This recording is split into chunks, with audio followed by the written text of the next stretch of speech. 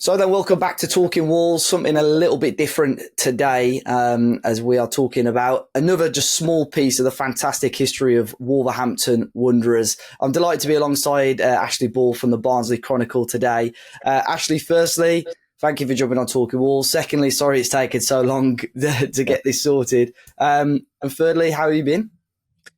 Yeah, I've been busy, Dave. That's the truth. Probably since like November time when we started out with this project. It's a lot of research, a lot of reading old newspapers, a lot of speaking to people whose memories faded a little bit, and asking a lot of questions, emails. But sort of the project's sort of coming to a head now with we're coming up to completion, which is a great relief. No, brilliant. This is such a, obviously I've looked into this project that you're doing for a little while now, and I'm sure there's going to be some people watching this video or listening to this podcast that may know about what we're going to talk about, but I'm sure a good 95% of them may not understand this story or may not have heard this story. So I think it's going to be really intriguing for a lot of people. Before we start off, actually, what we're talking about today is about to be released as a book as well. We're going to be talking about it a little bit, giving snippets of what happened. But if you give us a bit of details on the pre-order of the book, just so people are aware before we kick off. Yeah, so the book is called Feeding the Wolves, and it's about the whole story, which took place over a sort of 40-year period where, for a peculiar reason, the Wolves had this feeder team set up in South Yorkshire, a hotbed of football, and it was a constant stream of footballers from our area and from beyond going to Wolves and establishing themselves at Molineux. Some players are in Wolves folklore, and there's perhaps some players that is sort of just a name or don't know anything about. So, 39 players from South Yorkshire's feeder team played for Wolves' first team, and it was all because of one man, Mark Crook. Brilliant. Yeah, I'll make sure I leave links and details on how to pre-order, and we'll mention it again later on as we talk as well. But actually talk to me, because this is such a unique story, but like I've mentioned already, I don't think a lot of Wolves fans would be aware of it. But how did you come to learn about Wath Wanderers and, of course, Mark Crook?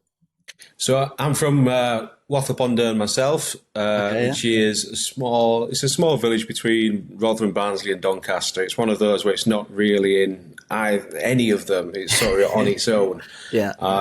So I had heard tales of Mark Crook growing up. I should say that Mark Crook died in 1977. I was only born in 88, so he died before I was born. But he's someone who's sort of in local folklore. You go into a pub talk football, Mark Crook's name will crop up because people knew what he did in Wath, and they sort of knew how he facilitated this feeder team for Wolves. So yeah, that's the origin of the story. Mark was a Wolves player, first and foremost, under Major Buckley, obviously an iconic name in Wolves' history. Major Buckley had picked Mark Crook up in local football from South Yorkshire when he was the Blackpool manager, took him to Blackpool, and then later on in his career, when he was at Wolves, he brought Mark Crook in to play for his team. And when Mark retired, his affiliation with Wolves had only sort of just begun, because that's when he sort of came up with the idea for this feeder team in what he felt was the best place to find footballers in England. And he wanted to ensure that they went down to Wolves. So, yeah, it's a story I've always been aware about. I think a colleague of mine, Chris Brook, who was involved in the book as well, he sort of pushes local football history onto the forefront.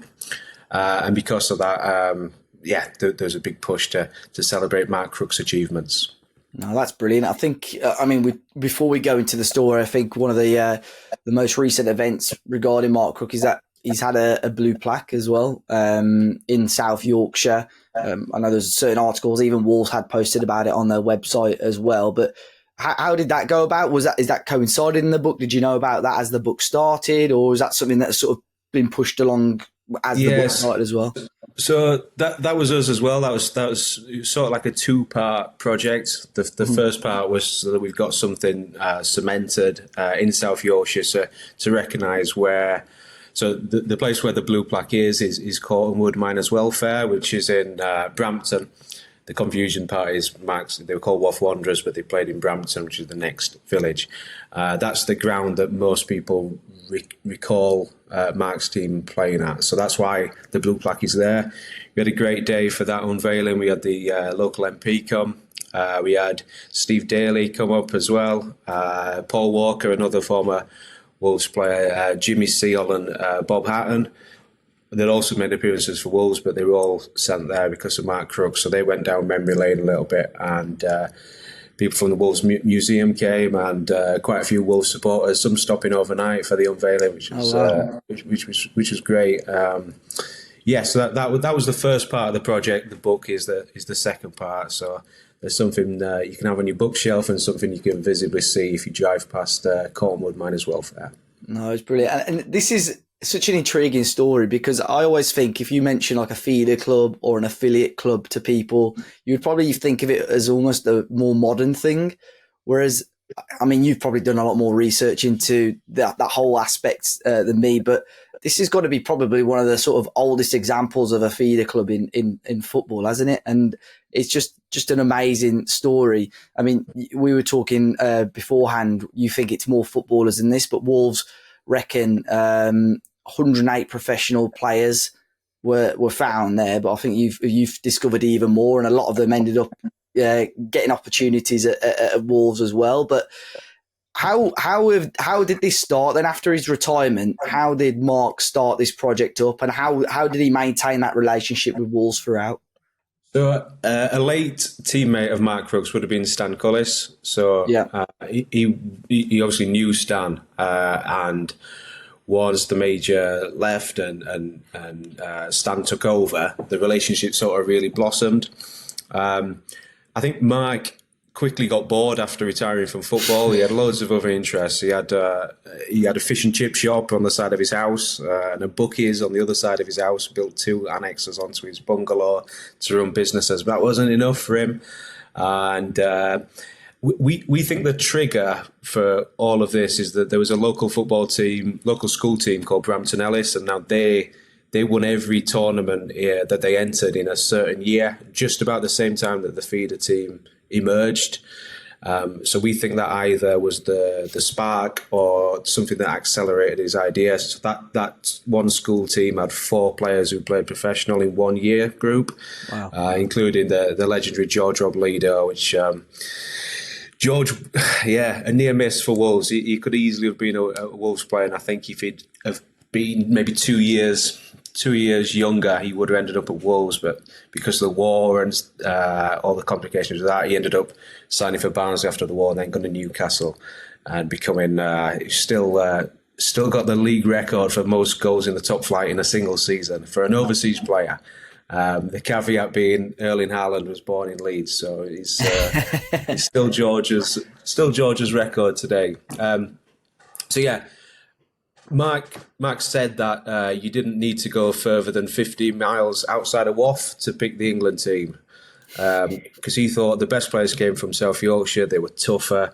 They had a real passion for football. If you look around South Yorkshire, it's a real hotbed of football. You've got the 2 Sheffield clubs. You've got Barnsley. You've got Doncaster, and Rotherham United as well. So they're all within a close region. Everybody sort of has a team. Everybody plays football. And because of the coal mining industry, obviously that was a bleak future for everybody in South Yorkshire at the time. And he thinks they sort of developed a hunger in young footballers to get out of that reality and go and play football instead. So that's why Mark set it up.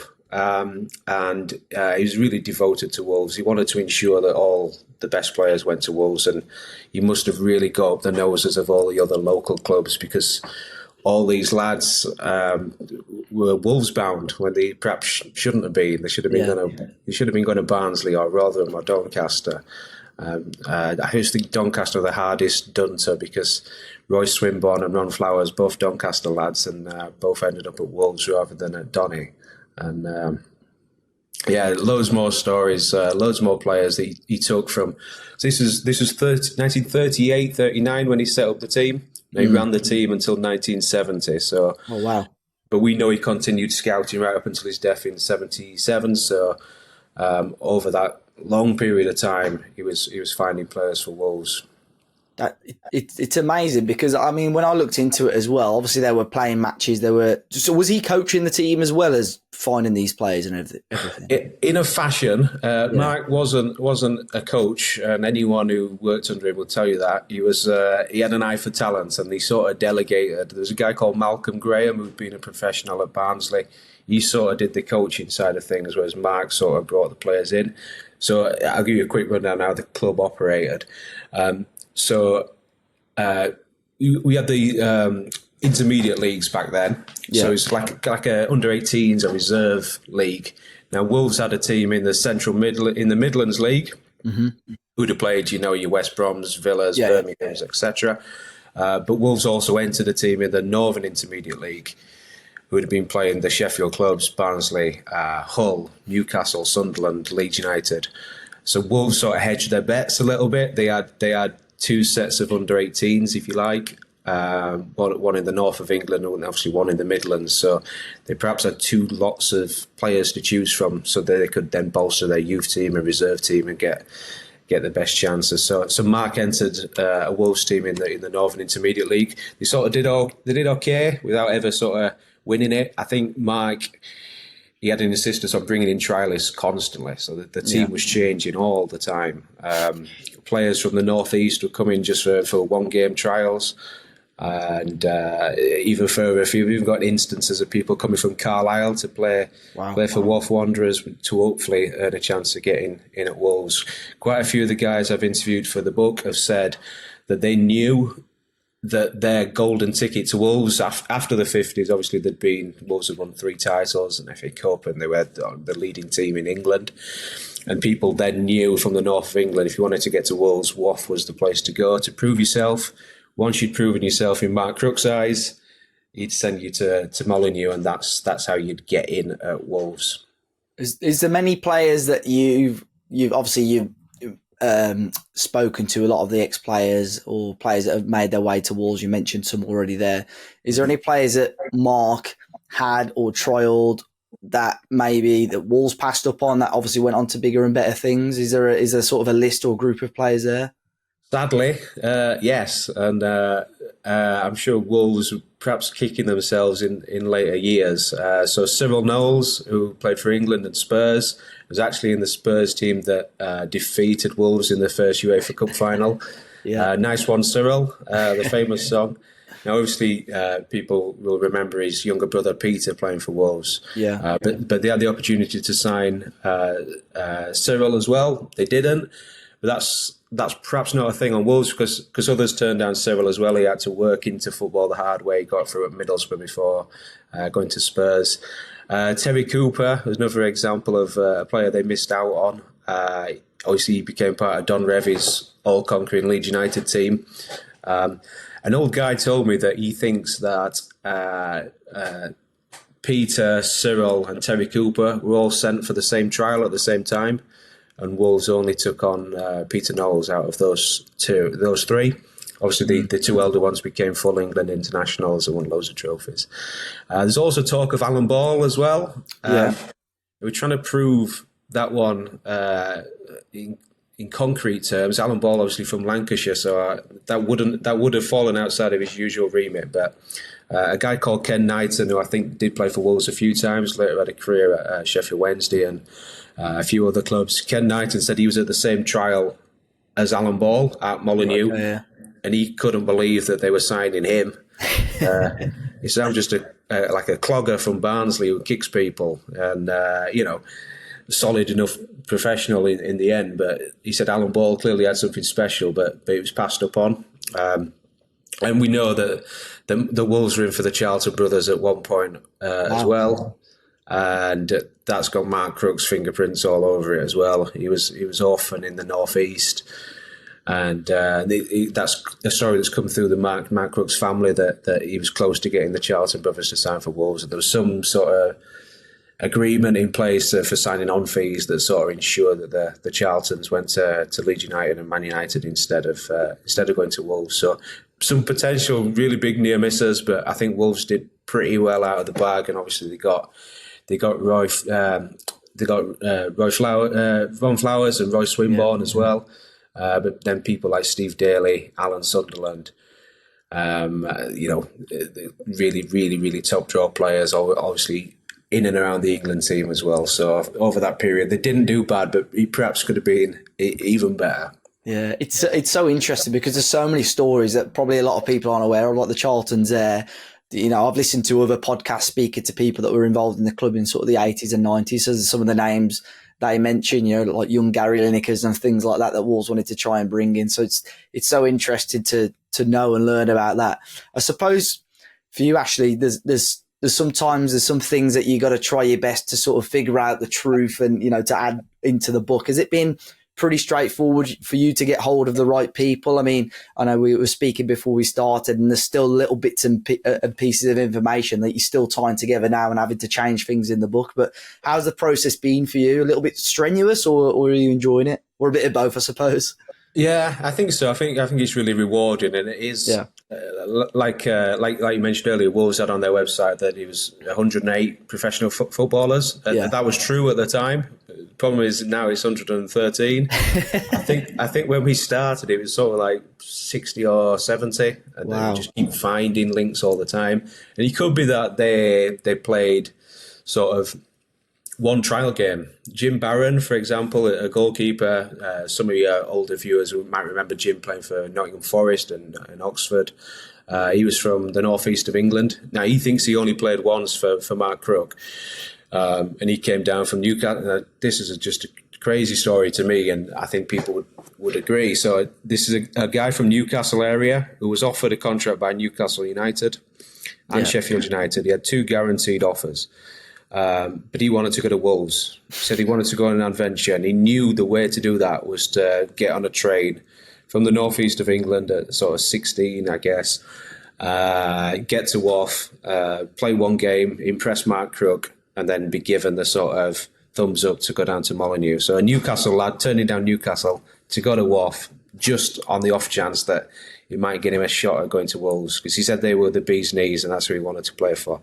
And I think Jim wanted to go on an adventure, and he eventually did that. He ended up playing in America, and he played against Pele as well. So not a bad adventure for Jim. And as of last October, he was still coaching at Bath City. He got the sack at Bath City, bless him. He's one of the assistant coaches at 81, so he's still sort of he's still on a footballing adventure, Jim, and his story's in the book as well. So. There's lots of stories within stories, but it's like anything in journalism. You've just got to ask the right people and sort of ring the right numbers to get to these stories. And there's been some great ones emerge, and they're all going to be in the book. What would you say, obviously without spoiling maybe bits in the book too much, what would you say you think has been your most fascinating find or your best find that maybe you haven't mentioned already? I think the Charlton one is a great story, to be fair, but is there anything else that you could think of off the top of your head? I like the Martin Patchin story is a good one. So Martin Patchin played for Wolves in the 70s. So Martin was so by 1970, Mark had shut the club down. I think it was too much for him at that point. He was getting on a bit, but he continued scouting for Wolves right up until his death in 77. So he sort of went for low-hanging fruits in the sense that any kids from Yorkshire who'd made it into the England schoolboys team or Yorkshire schoolboys team, he'd go and watch them on Wolves' behalf, and if he thought they were then ready, he'd put Wolves' case forward for signing, come and sign for Wolves, never mind what Leeds are offering you, or Sheffield Wednesday, or Rotherham, or anyone else. So Martin's was a Rotherham lad. Obviously, another player Wolves got no right to really in geographical terms. But Martin didn't take much convincing because he was actually a Wolves fan, though he was from Rotherham. And I've spoken to his brother for the book. Sadly, Martin's no longer around, but his brother confirmed he'd bought him football magazines as a kid, and he just liked seeing the Wolves kit because it was unlike any other. So he decided at that point that he was going to be a Wolves supporter. So when Mark Crook, who was only this little guy, knocked on the door and said, I'm going to take you to Wolves, thinking he needed to put forward this really strong argument, he was sort of won over already. And Martin went on to Wolves and had a decent career as well. Martin, people might know his son. His son's He's currently at Luton, I think. Corley Woodrow. Yeah, so there's still a sort of legacy going on there a little bit as well. But yeah, Martin Patchin, another who went to Wolves. He'd been an England schoolboy, so sort of anyone who was an England schoolboy, Yorkshire schoolboy, Mark Crook could go and watch them if they were from Yorkshire and put forward the case for them signing for Wolves and nobody else. Yeah, no, that's brilliant. I've read a little bit as well, and I'm not sure. I assume you may have mentioned this in the book because obviously he's had so many successes for a club of that size to have so many players go on and not just play for Wolves but play for many other teams. I'm sure there would have been some players that he took on that he wasn't a huge fan of as well. And I think I read an anecdote that there was a player that was playing for him and he really didn't think he was that good of a player and was sort of saying he can't kick the ball, he can't do this, he can't do that. And he turned around to someone and said, well, what do you think of him? And it was their son, wasn't it? Yeah. No, from my experience and speaking to people, if you met Mark Crook, you didn't forget about it. He was only sort of 5'2", 5'3", but completely larger than life. Really, really blunt Yorkshireman. Perhaps a sort of caricature of a Yorkshireman in many respects. There's a really funny story Paul Walker tells about him turning up, and he was watching Paul Walker's Bradford Park Avenue team, I think. Yeah. Basically, really slagged them off. He said, "What are you playing for these for?" He said, "You want to come and play for me?" And Paul Walker didn't know who he was, but he said he met him in the car park afterwards and he saw what car he was driving, so suddenly started taking him seriously. Means business, this guy. Yeah, he was really blunt with people, and I think he took a shine to certain players. He liked players who got stuck in. He liked players, who put their bodies on the line. But I think what struck me is a couple of stories is that some players he discarded sort of after one or two appearances, maybe even 10 minutes if you went to watch a local match and didn't see anyone he fancied. Yeah. But two players, Bob Hatton and Jerry Taylor. So Jerry Taylor would be a player more familiar to Wolves supporters because he stuck around longer. He was in the UEFA Cup final team of the first one was 72, I think.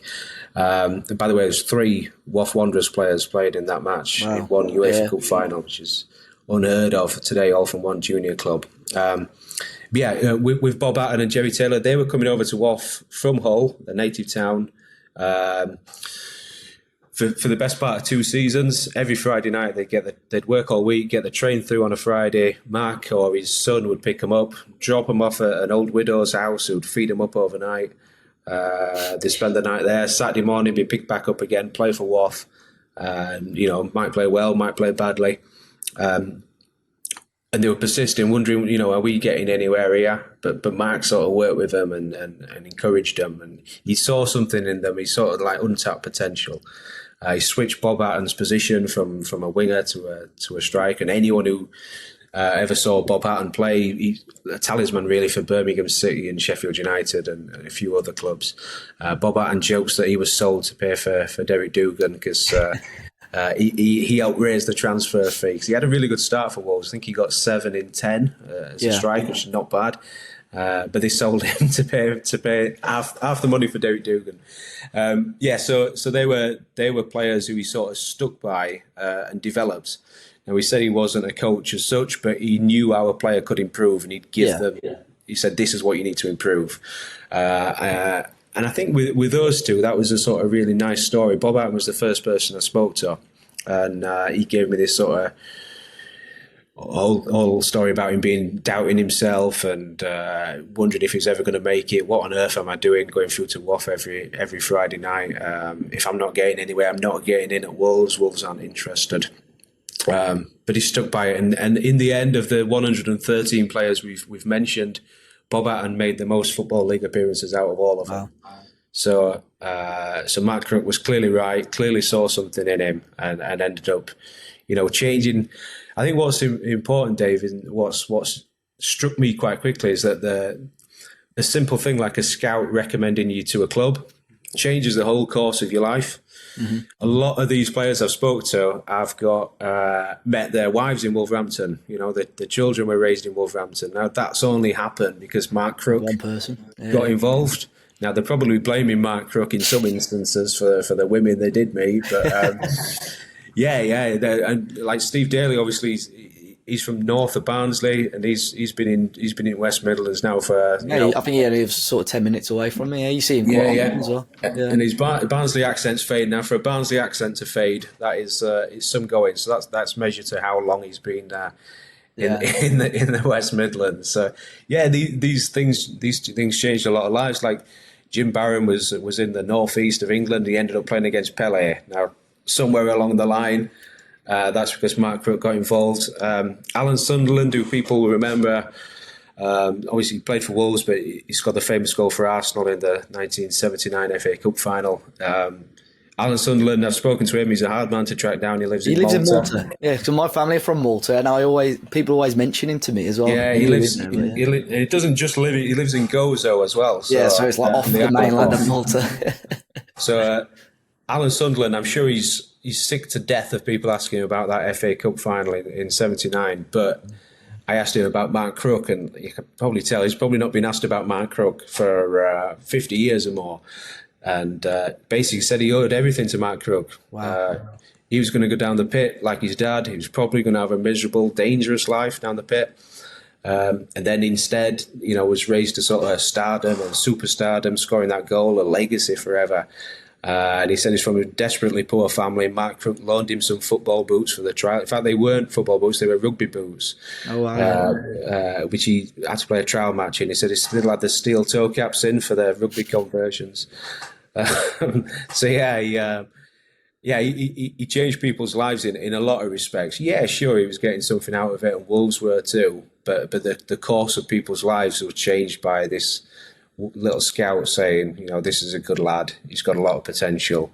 Wolves should take a look at him, and then the course of history changes. Mm.